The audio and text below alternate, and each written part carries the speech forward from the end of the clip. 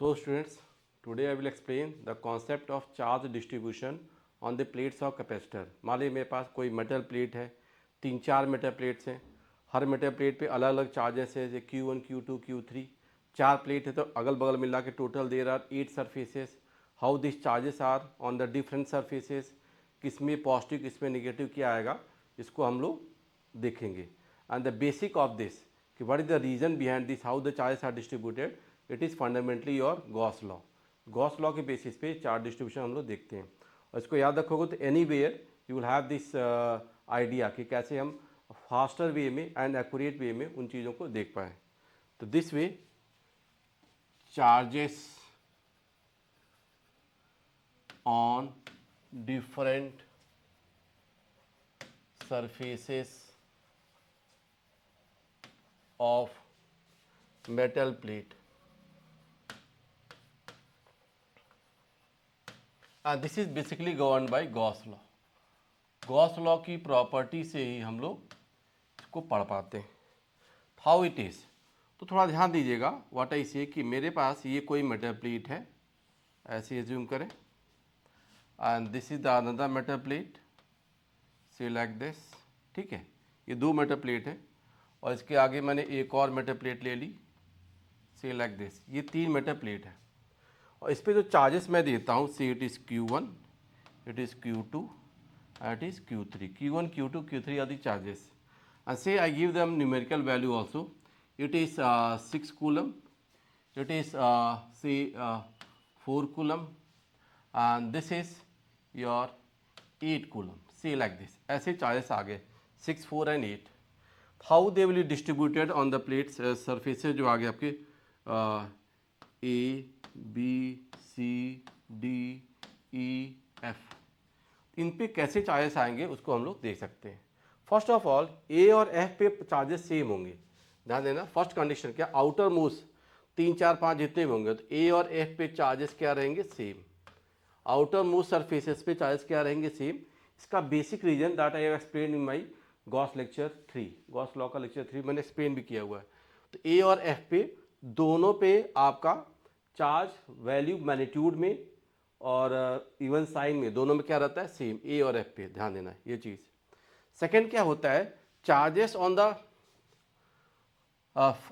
Surfaces facing each other. ये भी क्या होता है, equal and opposite. This charge मतलब है, ध्यान दीजिएगा, चार्जेस फेसिंग ईच अदर, इन दोनों पे जो चार्ज है ये क्या होता है, इक्वल एंड अपोजिट होता है. ये ध्यान रखिएगा, चार्जेस आमने सामने जो होते हैं they are always equal and opposite. This thing also we shall keep in mind ना. तो ये ध्यान दीजिएगा, चार्जेस इस पर हमेशा ये बी और सी जो होंगे हम ये कहेंगे B = -C, ये हमेशा होगा. या अगर यहाँ पे देखते हो डी और सी में, तो डी और सी में भी वही टेंडेंसी वही प्रॉपर्टी आपको देखनी पड़ेगी. तो डी और सी में भी जाओगे तो आप ऐसे मान सकते हो, डी एंड सी, उसमें भी क्या होगा, D = -C. And that is also with the help of Gauss law. Gauss law से इसको मैंने प्रूव भी किया हुआ है in that lecture, Gauss law lecture 3 में, कि ये कैसे इक्वल एंड अपोजिट होते हैं, क्योंकि उसकी कंडीशन भी है, समझ गए. तो वंस वी हैव दिस, अब आप देखिएगा मैं यहाँ पे क्या कह पाऊँगा, चार्जेस ए और एफ पे क्या होते हैं. ए और एफ पे जो चार्ज होता है मैग्नीट्यूड, वो sum of all the charges by 2, ये कर देते हैं आप. बेसिक ये है, सम सारे चार्जेस का सम बाई 2 कर दो. अब देखो 6 + 4 10 + 8 18 बाई 2 क्या आ गया, 9. तो 9 कूलम जो चार्ज आ गया, जिसको हम कूलम में लिख लेते हैं, the charges value they are in coulomb. तो आप इसमें ऐसे रिजल्ट बना सकते हो. तो total charge sum of all the charges, it is 18/2, 9 coulomb होता है. 9 कूलम आ गया, मतलब यहाँ पर रखोगे चार्ज क्या करोगे, 9. Here it is 9 coulomb, here also it is 9 coulomb. अब देखो आसान हो गया, टोटल चार्ज पे कितने थे, 6 में इधर 9 आ गया.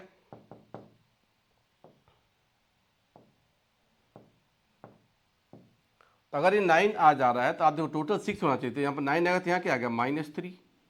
इधर 9 है तो क्या आ गया, क्योंकि 9 - 3 क्या आ गया, 6. अब -3 तो यहाँ पे +3 आ जाएगा, क्योंकि they shall be equal and opposite. यहाँ -3 तो यहाँ पे क्या हो गया, +3, क्योंकि इसका नेट सम का चार्ज वैल्यू क्या होना चाहिए, आमने सामने में 0, बिकॉज यहाँ भी फील्ड 0 और इस मेटल के अंदर भी फील्ड 0. ये भी मैंने प्रूव किया हुआ इस लेक्चर में. तो ये इक्वल एंड अपोजिट आ गए. 9 - 3 क्या हो गया, 6. अब ये +3 है, ये 4 है, +3 और 4 है, तो ये आप देखें व्हाट विल बी, तो +1 यहाँ बचेगा। तो हियर दिस चार्ज इज +1, क्योंकि +3 +1 क्या हो गया, 4 हो गया टोटल चार्ज। अब यहाँ देखो +1 है तो यहाँ क्या हो गया, -1 आ गया। इधर क्या आ गया 8, 9 - 1 क्या आ गया 8। All the charges distribution we have seen. हर एक प्लेट पे आपके पास जो चार्ज आ गया वो देख, ए पे देखो, ए पे ये 9 आ गया, बी पे -3, सी पे भी आप देख पाए, everywhere we can see the result ना। तो ये चीज़ हम लोग कर पा रहे हैं। तो ये देखो यहाँ पे चार्ज ऐसे आ गई, बी पे ऐसे आ गई, डी पे रिजल्ट ऐसे आ गया, एंड ये देखो डी ये ई है, ई पे आपका -1। Everywhere we can see the distribution of charges, how it happens ना। तो ये आपको कहीं भी हेल्प करेगा। आइदर अभी जैसे मान लो यहाँ पे चार्जेस हमने क्या मान लिए थे, हर एक सरफेस पे all the charges they were positive, ये पॉजिटिव नहीं है तो भी ये सही होता है, समझ गए। वो वैल्यू भी हम लोग निकाल सकते हैं। जैसे अगला एक केस में लेता हूँ, सपोज यहाँ पे मैं सेकेंड केस जो ले रहा हूँ, थोड़ा ध्यान देना, what I do here,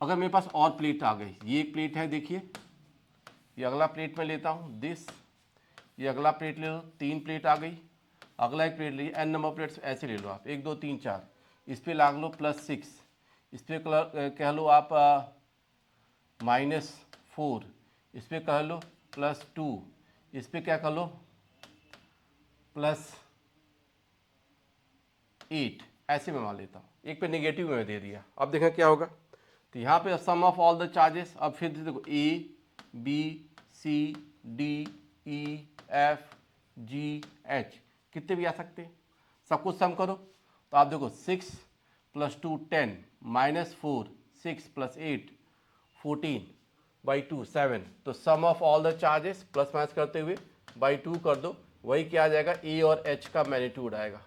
A और H क्या होगा, ये आ गया। तो देखो 8 + 2 10 + 6 16 - 4, तो देखो आपका क्या होगा 8 + 2 10 -4 10 - 4 6 + 6 12/2, तो 12/2 क्या आ गया 6, तो ये 6 वैल्यू आ गई। तो आउटर मोस्ट पे 6 आ गया, तो यहाँ पे 6 आ गया और यहाँ भी क्या आ गया 6 आ गया, ये ध्यान देना, ये 6 6 आ गए।